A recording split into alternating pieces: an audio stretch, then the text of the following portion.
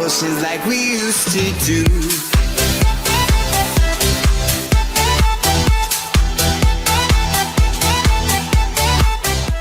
Aquaman is the 6th DCEU movie to date, and this movie is directed by James Wan. The movie tells the story of Aquaman as we get to his origin of how Arthur Curry becomes the King of Atlantis, also known as Aquaman, and now he needs to go back to Atlantis to challenge for the throne against half-brother King Orm, also known as the Ocean Master, and now he must look for a trident, working together with Mera, and once again stop Ocean Master, also known as King Orm, from starting a war. Now, I got an early release for this movie, and I didn't expect that. I remember basically I was checking Twitter, and suddenly we're getting a 1 month release. We're getting a 1 week early release than the US release, and I know, you know, it's December and Christmas movies are coming, and Aquaman is one of them that I'm hyped for. It's a DC movie that just happens to be released on Christmas, but I'm still excited. However, I didn't have any hype for this movie, but I just have smalled it because I remember my friend told me that to have a hype for the movie, you just need to decrease it so that the movie in the end will be good. And in the end, I tell you what, I walked into the theater and watched this movie in IMAX 3D, and I tell you what, I guess this movie was just blow my mind, as I'm going to say throughout this review. Now, I mean, in terms of storyline, the storyline was actually a little bit, you know, focused out of contrast, because to me, the movie started out as exactly what it needs to be, a backstory of how Arthur Curry was born and how their parents meet, and then we suddenly get through the backstory of how, you know, how Aquaman is just doing his thing, you know, as he challenges for the throne. This movie runs for 2 hours and 22 minutes, or I could say 2 hours and 23 minutes, because I think I got a cut for that movie. I don't know why, but however, the movie just seems like a filler because there are some scenes that actually are supposed to focus on Aquaman mostly. This time just focusing on their adventures, on trying to get the trident and then get rid of King Orm at what matters. And sometimes there are some scenes where we just focus on the villain, King Orm, played by Patrick Wilson, who's basically trying to seek revenge on Aquaman and then doing things of how he's going to rule Atlantis. I mean, the storyline was a little bit out of control. I mean, we did get the backstory, but there were also some scenes that seems like it goes back to the origin, how but it's different from Man of Steel, because in Man of Steel you get most of that storyline, you immediately go to the storyline, but at some part of the storyline you get a little bit of the backstory. However, in Aquaman, it just does a little bit of it, so this movie stays in chronological order. At the same time, it sticks on its chronological order, but it tells you a little bit of backstory of how Aquaman is young and how Aquaman does this and that. I like how they did with it. However, there's one scene that just connects to each other. For example, when Volko throws a trident on Aquaman, we get to see a backstory. Now, I'm sorry, that's actually a spoiler. This is a spoiler-free review. I forgot to mention that.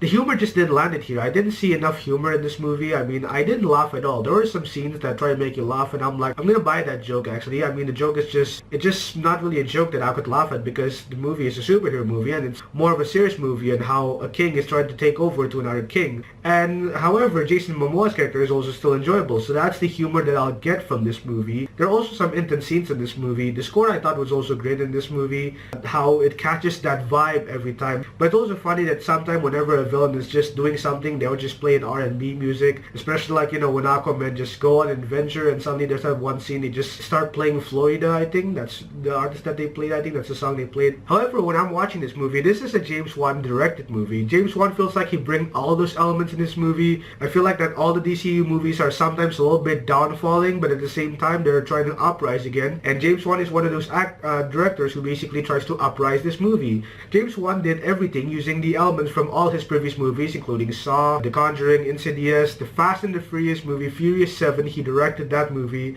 and I thought that James Wan actually sometimes feels great. He does have his horror elements in this movie, which he brings into this movie. He does have the horror elements in this movie. He also brings elements from other various action movies that he's done. I mean, there were some things that become an inspiration from themselves that it feels like it is a James Wan movie. There were also some good choreography shots. For example, there's this scene where basically there's a fight where it goes 360 around, and then there's this continuous shot and then focusing on another angle, which I thought was actually great. I mean, there are some first-person shots, there are some shots that just basically feels intense in this movie. The creatures are also still amazing in this movie. There are some great creatures of how James Wan bring into this movie. He treats the animals to how it's supposed to be in this movie, and I mean, it's just great to how they bring the creatures. I was just amazed by it. I was satisfied for this. There were also some comic accurate scenes with Aquaman, which I'm going to tell you later on, so let's get on to the characters. Jason Momoa once again plays as Aquaman, and I thought he was actually great in this movie. This time it feels like him in this movie. It feels like he's comic accurate to what we see in the comics. And I thought James Wan makes him more of a comic accurate character, but however he also brings some great humor with this character. Mero is, I thought, a little bit enjoyable. I mean, okay, she's beautiful, but sometimes her character is not much I could say. I was surprised that Willem Dafoe is also in this movie as Volko, so I thought he was also great in this movie. Nicole Kidman playing as Aquaman's mother, definitely awesome. I mean, there's something to expect from her. Ocean Master, I mean, Patrick Wilson just delivers a great villain, but sometimes there's not much to expect from this villain. And last but not least, Black Manta. I mean, Black Manta, he feels like he's an awesome character. The villain feels amazing, but sometimes this villain feels like he needs to be like, you know, saved for the sequel because, I mean, there's an African